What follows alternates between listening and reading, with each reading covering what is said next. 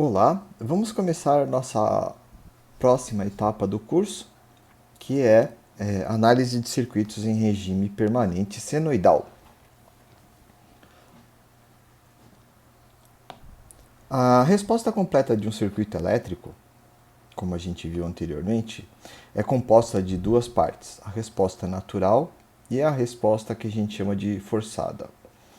A resposta natural, que vamos observar aqui que não faz parte do nosso curso, analisá-la aqui, né? Para quem for fazer circuitos elétricos 1 vai ver, pode ver comigo ou com outro professor, corresponde ao transitório, isto é, a súbita mudança em sua condição inicial e isto é, você tem um circuito elétrico e aí você ativa ele. E aí vai ocorrer um transiente inicial, né, que no caso vai ser a resposta natural do sistema do circuito eletrônico ou do circuito elétrico. Agora, a resposta forçada corresponde ao funcionamento do circuito em regime permanente, isto é, com sinal forçando o funcionamento do circuito. A gente já viu isto em circuitos em corrente contínua, quando a gente tinha a fonte de corrente, né? E a fonte de tensão alimentando o circuito e forçando uma corrente através dele. A outra resposta importante, né, forçada importante, é em regime permanente senoidal. Por quê? No caso, né, teve uma história no início do século com a eletrificação urbana, né, aonde uma pessoa chamada Edison defendia a eletrificação através da corrente contínua e outro físico, até bem famoso, Nikola Tesla, propôs a eletrificação por corrente alternada. Obviamente, né, devido às grandes vantagens do uso de corrente alternada para distribuição e geração de energia elétrica, ganhou a corrente alternada do tipo senoidal. Então, a gente tem, por exemplo, aqui no Brasil, na nossa instalação elétrica residencial, né, dois tipos de tensão, né, dois tipos de entrega de energia. Uma que o pessoal chama em delta, né, que aí você tem, se eu não estou enganado, 220, não, em delta 210 e 110 volts. E a em estrela que é 127 e 220 volts alternados. É uma forma de onda que vem da rede, então, na sua tomada, né? Você vai observar, então, se você colocar no osciloscópio, uma onda senoidal com uma frequência de 60 Hz no Brasil. No Paraguai é 50 Hz, na Europa, em alguns lugares, é 50 Hz. Em Portugal é 60 Hz, mas a tensão menor, né, é 220 volts. Então todas as tomadas são 220 volts. Eles não usam chuveiro elétrico que nem aqui, nem aquecedor elétrico, né? Na verdade, o que eles utilizam lá é um sistema de aquecimento por gás, né? E ou por gás ou por lenha, né? Ou carvão. Então tá aqui as características da senoide, né, principalmente. Então se você colocar então o medidor de tensão elétrica, né, um osciloscópio, no caso, né, um medidor de que consegue fazer graficamente, né, a evolução da tensão ao longo do tempo, de modo que a gente consiga observar. Se a gente vê a rede, a gente vai ver então um sinal assim, uma senoide que vocês aprenderam nas aulas de geometria, nas aulas de matemática, de cálculo, tá ok? Aí você tem que a tensão, né, na sua saída, no seu gerador, né, vai ser um valor máximo, ó, Vm, Então você tem o valor máximo positivo e o Vm negativo. No caso da onda aqui, estando devidamente enquadrada aqui no eixo, né? Seno de ômega-t, né? Então, o ômega-t é o que? A velocidade angular ou frequência angular dessa onda, da senoide. Aqui ela está representada em forma de ângulos, né? Então, cada evolução da senoide ocorre a cada 2 π radianos ou 360 graus. Outra forma de você representar ela é através do tempo. Então você tem aqui o início da senoide, no caso aqui ela vai, na metade do período, no 1/4 de período ela chega no máximo, no metade do período ela volta ao zero, 3/4 de período ela vai para o valor mínimo, e aí quando completar um período inteiro ou uma revolução completa, aí você tem um período completo da função seno. O inverso do período a gente chama de frequência e a unidade é o Hertz. A relação entre frequência angular e período, né, então se você multiplicar a frequência angular da sua senoide pelo período t, né, pelo tempo do período t, você vai ter 2π. Óbvio, né, porque se você multiplicar t por ômega, tem que sempre dar 2π. Porque é a evolução completa da senoide. E assim você pode relacionar a frequência angular com a frequência em Hertz, né? Então, ômega é 2πf. Eu não coloquei aqui, né? Mas a frequência angular, ômega, né? É expressa em radianos por segundo. Esses tópicos também são vistos em movimento angular, né? É isso. O movimento é a variação de posição espacial de um objeto. Foi o celular. Desculpa. Bom, então vamos lá. Comparando, né? Quanto maior for a velocidade angular, né? Quanto mais radianos por segundo, maior vai ser a frequência do sinal. E em contraste, né, logicamente, o período é menor. Então a onda consegue se repetir muito mais rapidamente, né, num intervalo de tempo, né, menor do que numa frequência maior. Aqui no caso a gente tem um exemplo de 100 radianos por segundo, né? E aí se você aumentar a frequência angular para 500 radianos por segundo, o período diminui em aproximadamente 1/5, né?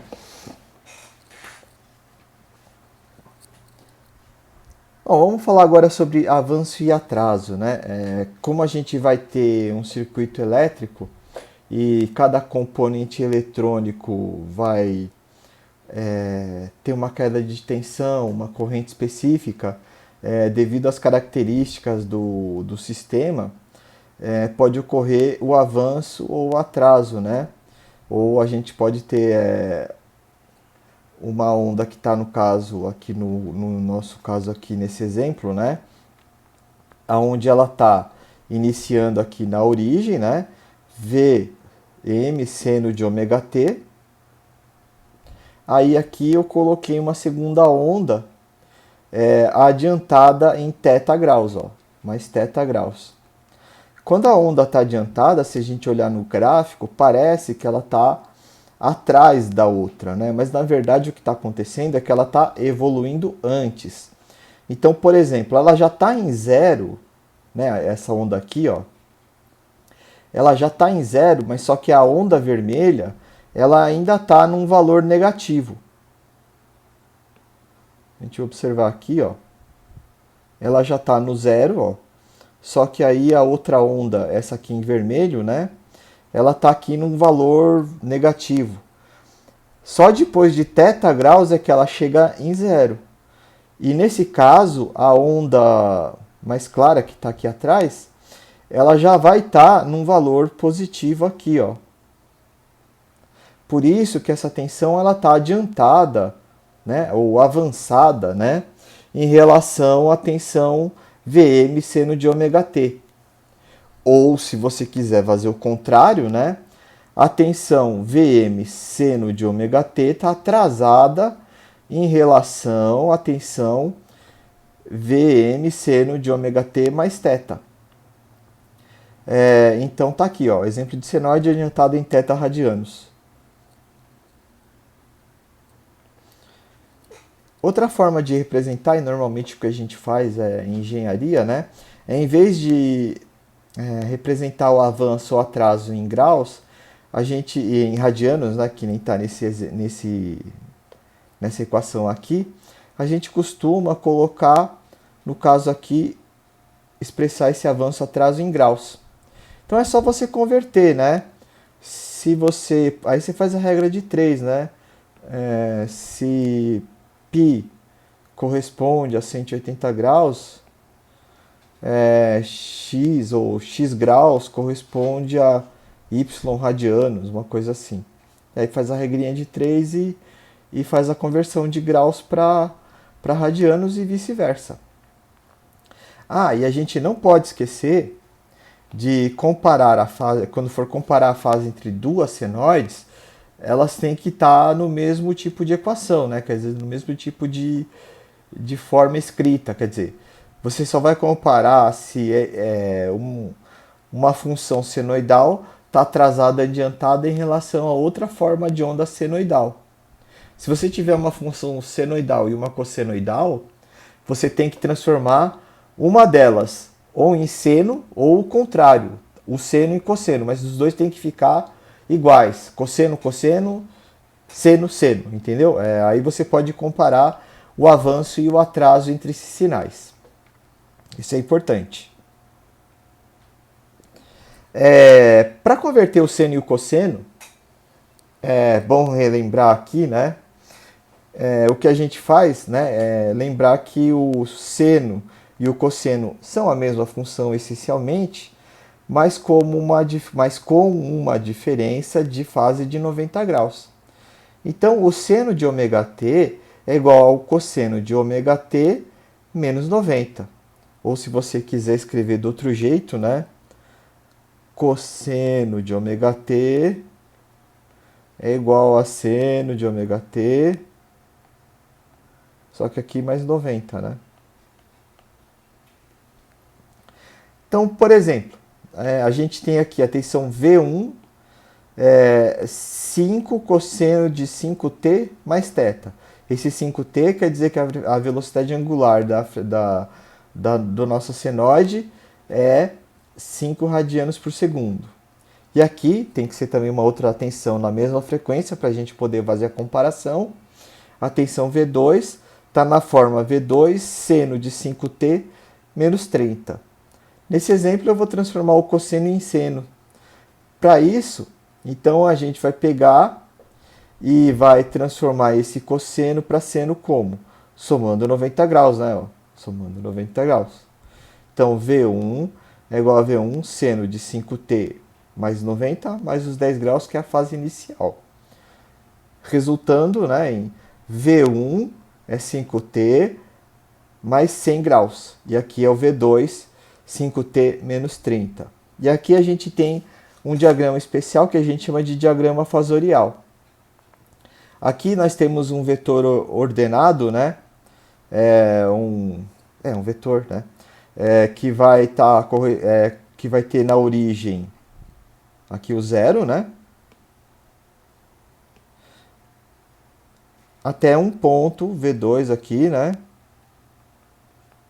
Esse segmento dessa linha aqui é o valor V1, no caso aqui V2, tá? A intensidade de V2, né?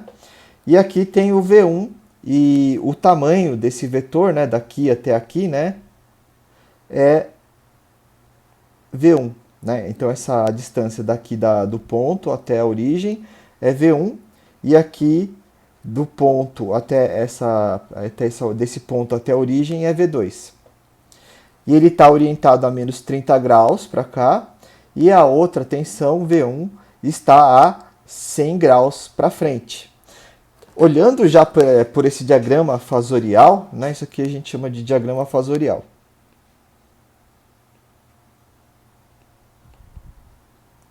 Então, esse aqui é o diagrama fasorial.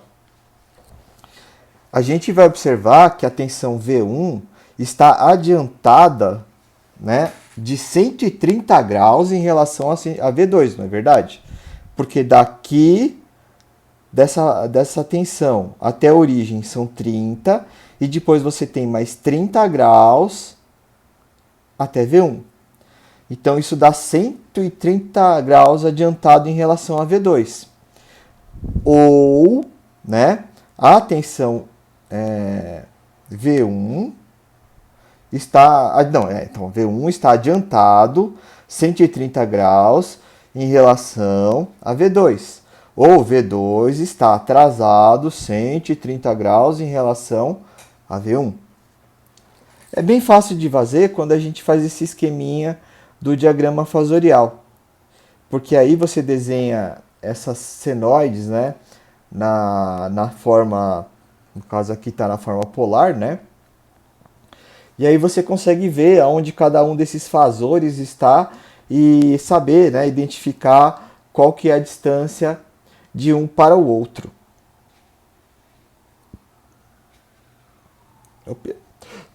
Bom, legal. Então essa aqui é a função forçante senoidal, ok?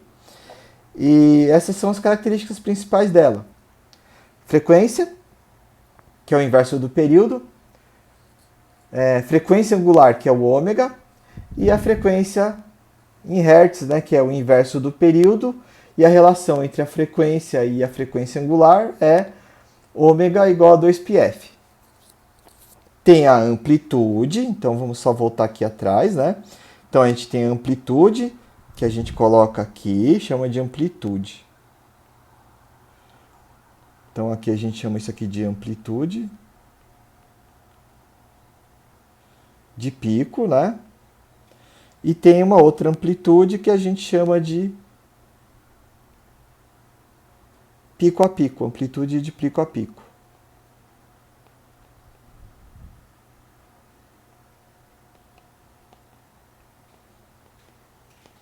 Conforme for fazendo exemplo, a gente vai trabalhando com isso. Então vocês vão fixar tranquilamente. Não precisam se preocupar muito com isso agora. Então aqui é o valor máximo, né? Então o valor de pico a pico é 2V máximo, né? E o valor de pico é só o V máximo. Legal. Então vamos ver como é que vai funcionar a resposta de um circuito simples, né? Um resistor em série com uma indutância, alimentado por uma tensão cossenoidal. Então aqui a gente tem um valor máximo, cosseno de ômega t, frequência angular, período t, e aqui a tensão da fonte. Símbolo da fonte alternada, tem um tio aqui no meio dela, né? E aí a pergunta é, qual que é a corrente que vai circular nesse circuito? O que a gente está forçando nele é uma corrente, uma tensão senoidal.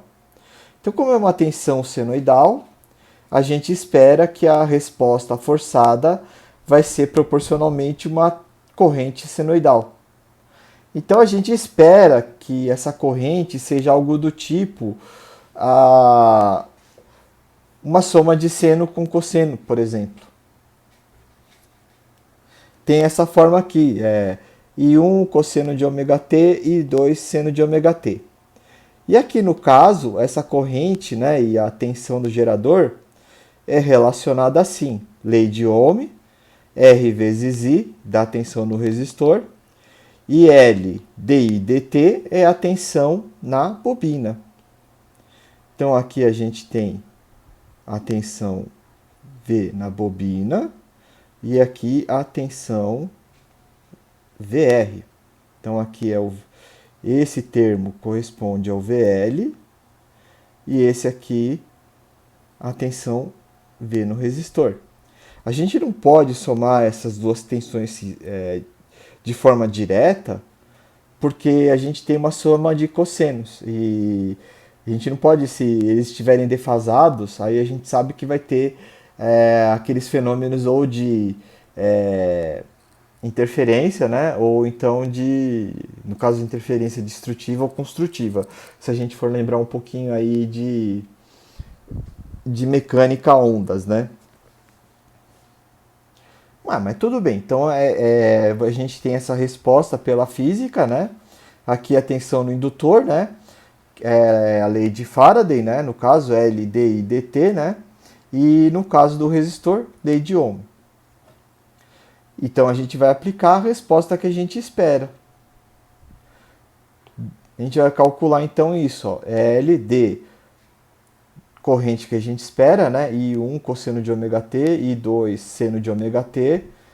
Então isso aí é o que eu estou esperando, tá, gente? Não é porque é a verdade, mas é só para explicar para vocês e vocês entenderem o que está acontecendo depois. E aqui também coloco a resposta que eu espero, igual a Vm cosseno de ômega t. Derivando aqui, vai ficar menos L, L, abre parênteses, né? Menos I1 seno de ômega t, né? Que é a derivada do cosseno, mais I2 cosseno de ômega t, vezes R, I1 cosseno de ômega t, I2 seno de ômega t, igual a Vm cosseno de ômega t. Arrumando os termos em seno, a gente vai ter menos ômega L I1 mais R I2 seno de ômega t, e depois os termos em cossenos vai ficar ômega L I2 mais R vezes I1 menos Vm cosseno de ômega t igual a zero. Para que seja verdade, né, essa equação seja verdadeira, o que está aqui entre parênteses tem que ser igual a zero, concordam? Porque se não for igual a zero, aí você vai ter o ômega, tudo bem, né? Mas sempre vai ter, como tem seno e cosseno, né? Eles sempre vão dar um valor qualquer. Então, para ser verdadeiro, menos L I1 mais R2 I2 tem que ser igual a zero. E esse outro termo, ômega L I2 R1 menos Vm, tem que ser igual a zero. Então a gente resolve esse sisteminha aqui, ó. É um sistema de equações. Então a gente resolve ele e aí a gente vai determinar que o valor das variáveis I1 e I2, que seriam nossa soma, né? No caso vai dar I1 é R vezes Vm, R ao quadrado mais ômega ao quadrado L ao quadrado. E 2 é ômega L Vm R ao quadrado mais ômega ao quadrado L2.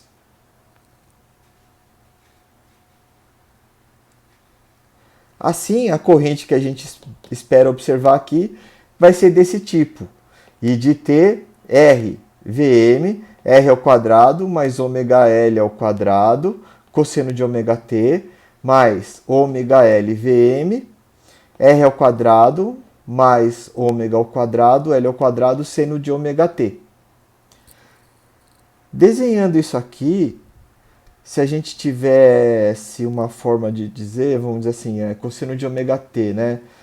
Se eu não estou enganado, se desenhasse isso no plano, é como ter algo assim. Aqui é esse termo, tá? E aqui em verde seria esse outro termo. E vamos dizer assim, aqui em vermelho seria a soma desses dois termos que daria a corrente. Opa, apaga aí. Calma aí que tá meio ruim. A soma desses dois termos, se a gente desenvolvesse algebricamente isso, a gente ia chegar aqui num valor de I com uma defasagem φ qualquer, né, e uma intensidade cujo módulo ia depender desse valor e desse valor. Mas fazer isso dá muito trabalho, e também não vem ao caso aqui, e principalmente porque tem formas mais fáceis de resolver esse problema.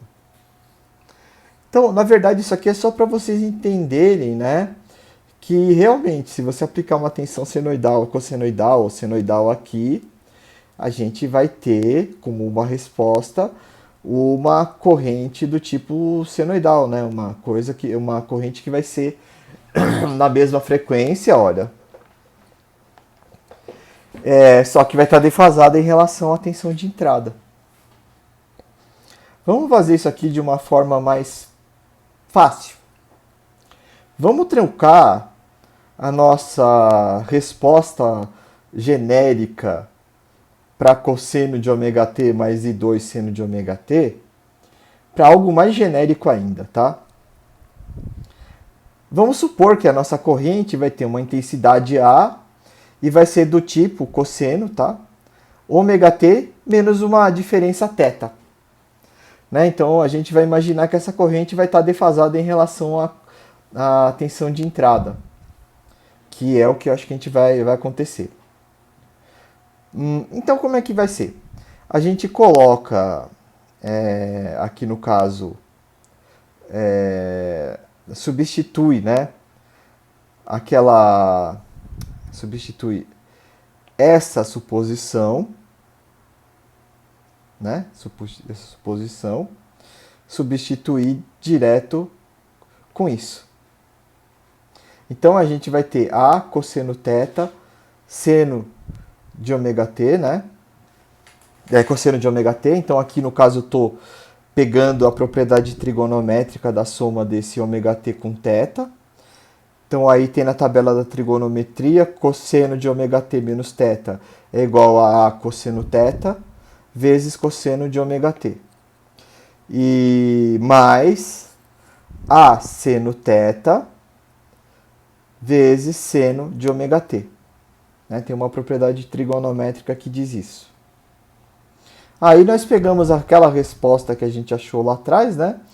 E pode substituir aqui. E aí a gente chega no mesmo resultado, só que mais rápido, né? Mas ainda tem um jeito mais fácil do que esse e uma forma, né, mais simples de entender o assunto. Aqui eu vou desenvolver para vocês, né, esse termo aqui, que no caso ele está, que nem eu falei para vocês, né, decomposto. Né? Então se a gente olhar aqui no plano, né, na verdade ele vai estar decomposto. Que nem a gente viu. A gente viu que tem uma parte que é relacionada ao cosseno, né, que é essa aqui em vermelho, tá bom? E a outra aqui em verde, que é relacionada ao seno, né? Muito bem. Aí a soma das duas, né?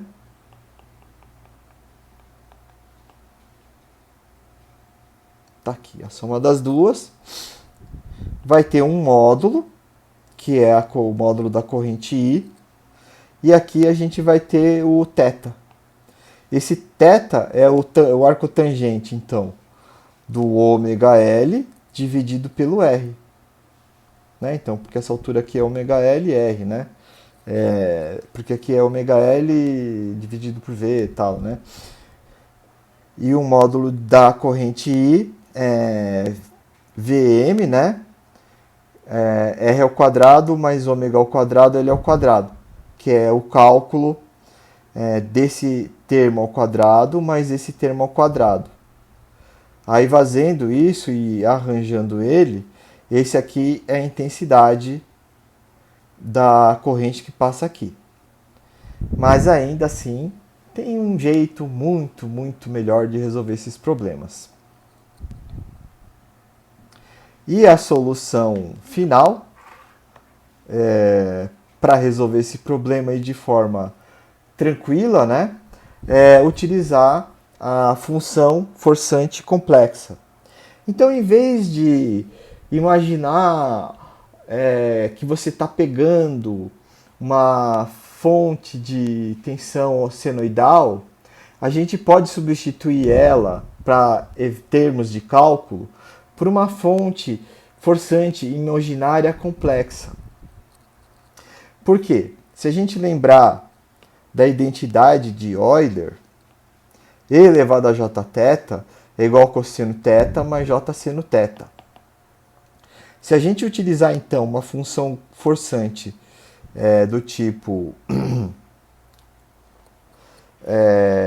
complexa, a gente vai ter a resposta relacionada por dois números, um real e um imaginário. Isso facilita porque a gente não precisa, vai poder tratar esses cálculos que a gente viu até agora, fazendo derivada e calculando, chutando resposta. Também daria para fazer aqueles exemplos por transformada de Laplace ou por solução de equações solução de EDO genérica, tá? Mas aqui tem uma função mais interessante, que é transformar a fonte de tensão senoidal, V de t, numa função forçante complexa. A gente chama isso aí de transformação do domínio do tempo para o domínio da frequência.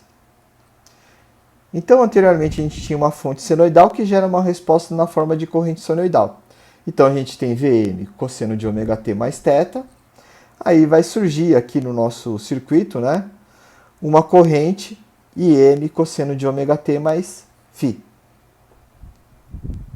Se nós aplicarmos uma função forçante imaginária, do tipo jv máximo seno de ωt mais θ, a gente vai ter como resposta uma corrente imaginária Jim seno de ωt mais φ. Então, se a gente aplicar uma fonte forçante imaginária, tem uma resposta imaginária. Se nós aplicarmos uma função forçante real, temos uma função forçante, uma resposta forçante, uma resposta real. Se a gente juntar as duas partes, aqui Vm cosseno de ωt mais Jvm seno de ωt mais θ. Então a gente pode botar essa equação na forma polar, né? Vm e elevado a jωt mais θ. E aqui a resposta. Im cosseno de ωt mais φ, Jim seno de ωt mais φ é igual a Im e elevado a jωt mais φ. E dessa forma, se a gente tiver essa função forçante complexa, temos essa função resposta complexa, que aí fica muito mais fácil de trabalhar. Então a gente tem aqui V máximo, e elevado a jωt mais φ, e jωt mais θ, né, aqui e aqui φ. Qual que então é a vantagem disso? Podemos usar a álgebra dos números complexos para fazer a análise de circuitos em regime permanente senoidal, lembrando que a frequência tem que ser a mesma em toda a rede. Em caso de circuitos onde a frequência é diferente, usam-se conceitos de frequência complexa e transformada de Laplace. Aí é outro tipo de análise que a gente não vai ver nesse curso. Os diagramas fasoriais fornecem uma solução gráfica e imprecisa.